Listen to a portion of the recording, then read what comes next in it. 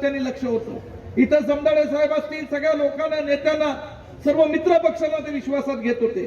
परंतु जत नगरपालिकेमध्ये आज काही पक्षातले नेते सत्तेचा माज मनामध्ये ठेवून जे दहशत निर्माण करण्याचा प्रयत्न करतायत, जी गुंडगिरी या ठिकाणी शहरामध्ये आणण्याचा प्रयत्न करतायत, आज ती मोडून काढायची। त्याच्यासाठी आपली ही नगरपालिकेची निवडणूक आहे आणि म्हणून आपल्या सर्वांना नम्रपणे विनंती आहे, हे जातीवादी शक्तींना आपल्याला रोखायचं आहे।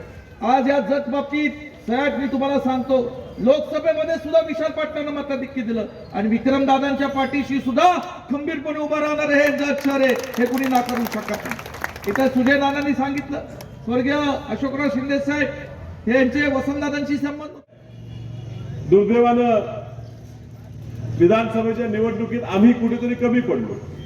तुमच्यापर्यंत आमचे मुद्दे समजून सांगण्यात, जाती जातीत तेढ निर्माण होतो हे लक्ष तुम्ही ठेवा हे सांगण्यात, आणि ह्या महिलांची जी योजना आहे ती फसवी त्यांनी योजना काढतायत हे तुम्हाला समजून सांगणं आम्ही कुठेतरी कमी पडलो। पण ह्या ठिकाणी विरोधी पक्षाचे आमदार निवडून आले आणि ह्या आमदारांनी जत मतदारसंघाचं नाव चांगलं करायचं ऐवजी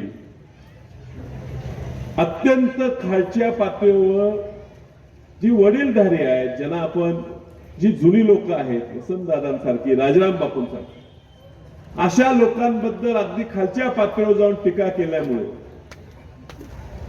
स्वतःची तर बदनामी करून घेतलीच, पण लोक विचारताना विचारत होते कोण हा व्यक्ती आहे, कुठला आमदार आहे। दुर्दैवानं आपल्याला सांगावं लागलं की जतचा आमदार, आणि जतची बदनामी या व्यक्तीच्या वागण्यामुळे का कमी पडलो आपण? कुठेतरी समजून लोकांना सांगण्यात कमी पडलो की जो स्वार्थासाठी इथं आलेला आहे, त्या जतच्या माध्यमातून काहीतरी स्वतःच मोठं करण्यासाठी ह्या ठिकाणी आलेला आहे, या व्यक्तीला आपण निवडून गेलो तर आपण कुठेतरी मागे जाऊ।